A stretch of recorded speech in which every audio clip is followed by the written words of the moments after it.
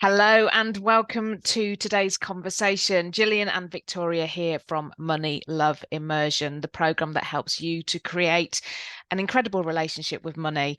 Now, there's so many different aspects to our relationship with money. So many different things have influenced this over the years. And one of the topics, which I'm sure you will have heard about before, is stories, your money stories. And today we're going to dive into this subject a little bit deeper, and we're going to uncover actually that your stories might not just be from your formative years, because this is often what we hear in the space, and it is valid. It's absolutely true. So many of our money stories do come from those very early years, don't they, Gillian? But we want to just open your eyes and help you to uncover that actually there's a lot of other aspects at play. But let's start off, Gillian. We will just sort of, I suppose, give a nod to some of those big stories that we heard growing up before we look at the other areas that have influenced. So what sorts of stories spring to mind for you when we think about those formative years? Well, I suppose if we're blaming mum and dad, which is the whole point of this conversation is going to be that they're not the only ones to blame. Um, but I think how you're brought up and your parents' view on and caregivers' view on money plays a huge influence, as well as school. I mean, whether people, let's say, get pocket money or don't, or whether they have a mum that says, we can't afford it, don't buy rubbish. You could have one of two responses to that. So I mean, I've witnessed both. I've Mm, I've had people who brought up like that, and I mean, I am guilty of that. You can't have this, you can't have that. Well, stubborn, independent-minded me first started getting a paycheck is like, I can do what I want. I'm mm, an adult now. I can do anything I want. I can buy myself whatever I want when I want. And I think maybe lots of people go through that phase. Don't know, people, we'll be talking later on how you get out of that phase, but that's one, is like treating yourself. And then the opposite, you could grow up being really scared that you might make a mistake spending mm, your money. mm, So I think those are two stories that actually manifest completely differently, but from mm. the same origin. So that's also, there's a personality, I suppose, that comes into play as well. Yeah, absolutely. And of course, when we look at stories that you said, if we're blaming mum and dad and, Mm. because so many of the stories we heard, of course, were not just mum and dads, they were grandma and granddads, or they were, somebody coming out of, Mm-hmm. of the war. And so there was so much influencing. And, it's that whole thing, isn't it, of like sometimes you hear yourself and you're like, oh my goodness, I sound just like my mum or my dad or whatever. And that's kind of when you're sort of reinforcing those stories. But yes, there's so much that kind of comes into the process early on, isn't there? And we're not going to focus to say too much on that today, but the big headline stories that people talk about as the whole money doesn't grow on trees, that then gets reinforced, doesn't it, right through, because everyone heard that story, didn't they? Pretty much Mm-hmm. everyone heard that story. So then, we hear it said in a sitcom, we hear it said in a play, we hear it said, we read it in a book, and it's something that we can relate to and understand. So, those some of the really big stories that we heard. But what's interesting, we've been running Money Love Immersion now for a good few months, and what we've started to notice more and more is that people aren't paying attention, are they, to the stories that show up at different stages in their life. Um, and that's kind of where we wanted to go today, really, wasn't it? Was to kind of just notice, because quite often, like you say, it's easy to go into that default, well, I'll just blame mum and dad and go back and look at that messaging. And absolutely, it will have an impact on how you respond in other areas as you go through life. But as we go through big transitions, we open ourselves up for way more stories, don't we? Mm-hmm.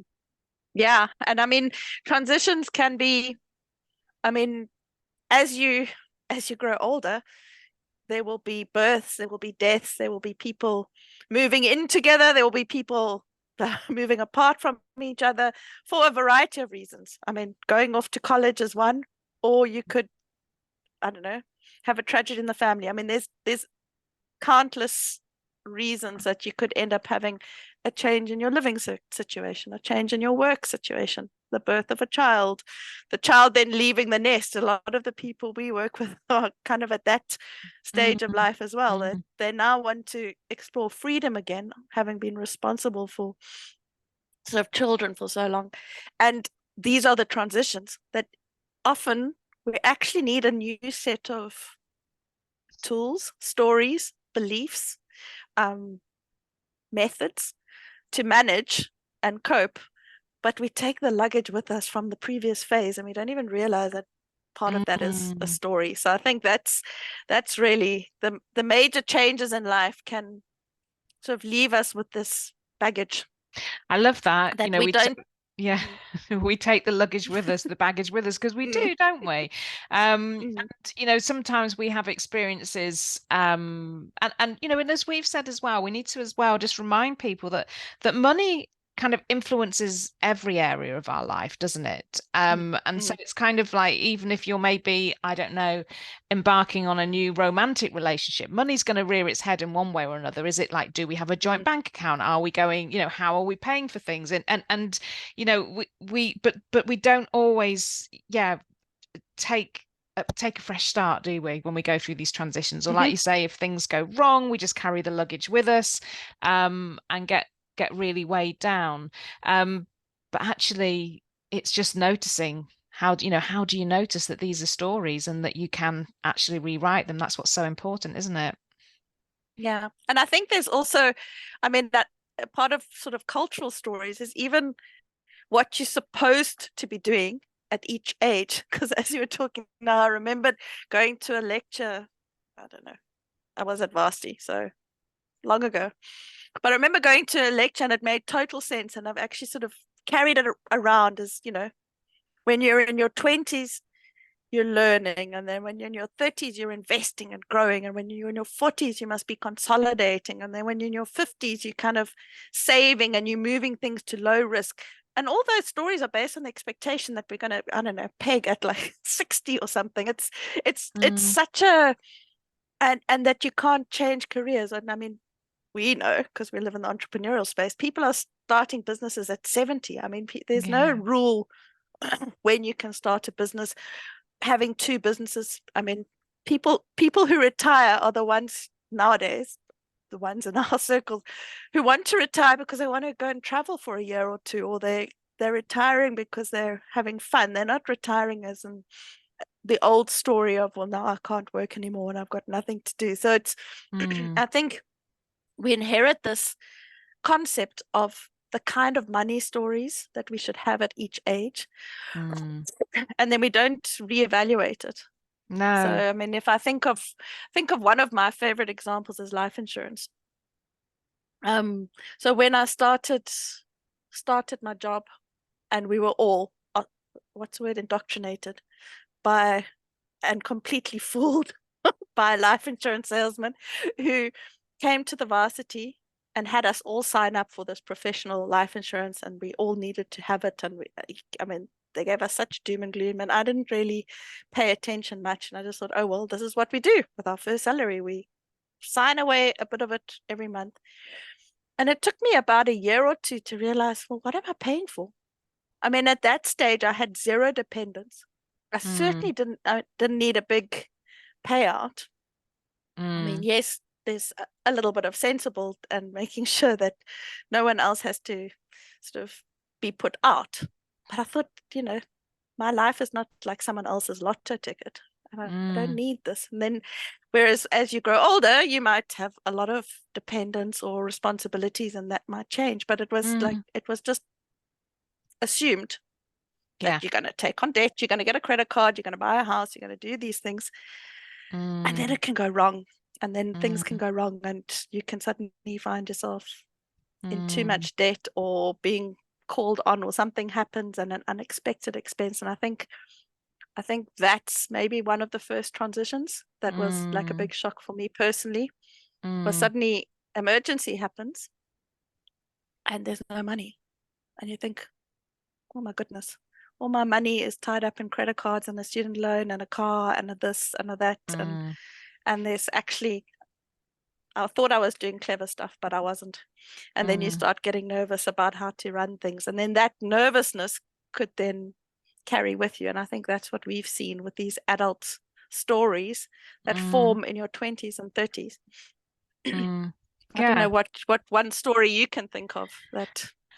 Oh goodness, well, there's so many stories, to be honest with you, that and as you were talking then, I kind of wrote down, that question that's so important, is that true? Which I think you mentioned last week in our conversation, because I think that's what it comes back to. I mean, oh my goodness, I could do a 24-hour chat on some of the stories that, hugely influenced me, but we don't ask ourselves bigger questions, do we? This is the thing. It's kind of like we're so trusting and so assuming in this system that actually, that we kind of just go through that, almost that kind of like that script. And it doesn't mean you can't be fulfilled when you go through that script. Of course you can, absolutely, but you don't necessarily look up and ask yourself bigger questions, do you? You don't ask, is that true? No one at age 19, 20 who has a salesperson telling them that they need a product is going to think anything other than the fact that, well, they're a grown up, that they must be telling me what I need to hear. And so it's kind of, it's just the process we get stuck in, isn't it? And I think some of the stories that my stories are certainly very much rooted in debt for me. It was a big story I heard growing up in my formative years, but actually as I went through in my sort of 20s and 30s, debt was almost something that kind of I assumed was expected in some weird way. It was kind of like that's what people did. No, it wasn't. I didn't consciously think I was getting into debt. It was just I was kind of this pattern of, well, I want things, and then you accumulate the debt, don't you? And and all the rest that goes with it. And it's actually I can see now I was kind of very much addicted to the worry. It was kind of like I'd grown up sort of seeing worry. And so, it wasn't so much a story that I necessarily got in my adult years, but, certainly what I noticed is that as I went on, I would always go back to that worry. So, I became more aware of that, certainly in my adult years. But it's just such an interesting subject, isn't it? Stories. Yeah. And I mean, that worry thing is something, I know you mentioned it earlier when we were talking about couples. Now, there's two things with couples. The one part is there's the practical side, and then there's the story side. So on the practical side, it's if you haven't in the past even thought about what do you believe, what do you know to be true for you and your state of life. And in this context, we're talking money, but I suppose it would apply to everything. So, I mean, if you've taken some time and you've done some inner work and you've decided, you know what, this is what I feel about money, this is what I feel about investing, this is what I'm going to trust money, then you'd probably be in a far firmer position than if you've never thought about it and you've just gone with the flow, and you suddenly meet someone who is very, very meticulous about money, but actually worries about it. So it comes across at first of, gosh, that person is so organized and so in control of things. But what you don't realize is that person is actually living in fear and trying to count every penny. And this is what I've witnessed. You then have the second person or the partner picking up worry. And then it becomes like they feed off each other. And so this then becomes really, a negative cycle. So the physical way the person manages it then becomes a sort of an adult story. No, this is so true, isn't it? That's when it happens, and then whatever happens, maybe the relationship stays together, maybe it parts way, but that's whatever happens, it's influencing, isn't it, going forwards, whether it be it by yourself or in the partnership. You're quite right. We do kind of go out and attract, don't we? A sort of similar, even if it's kind of showing up in a different way, it's quite a similar thing, like particularly with the worry side of things, isn't it? It's so interesting. So what can people do? Because I've sort of just mentioned a bit before about asking bigger questions. Is it true? Which is something you talked about last week. But obviously Oh my goodness. I mean, we've been doing this work for years, and still you can find stories about things, can't you? It's not like you get to a certain point and someone goes, well done, you found all your stories, here's your certificate. It's kind of it's an ongoing piece of work, but obviously a lot of people watching this might have done the big stuff, like money doesn't grow on trees, and people like us don't have money, so they might have done that. But what would you recommend they do if they're kind of then thinking, well, actually, what then did that create story wise going forwards, in my 20s, 30s, Yeah. 40s? So I think my wrap up message on that would be to it's that whole thing of like, well, what do I know? So I know I've said, like, is this true? Is like how you look at external things that come to you. But like, what do I believe? And did I always believe this? Because I mean, if you took a risk, and we've seen this as well, you took a risk and you invested in something and you started your business. And I mean, it's happened to me. I've run, I don't know how many businesses, but I don't see the first failure as a failure, because I came from 20 years working in a big company and I had to learn a lot. So I had to change what I offer, change how I offer it. I had to learn about marketing. I had to learn about money. I had to learn about myself. I had to do things that I wasn't used to doing. I had to keep trying things. But sometimes, and I know some people have such a bad first experience, something really bad happens. Let's say their business partner cheats them out of money, or they chose a product that really just collapses, something horrible. I mean, they can be so sort of emotionally burned by that they never want to take another risk, and they believe it's all their fault.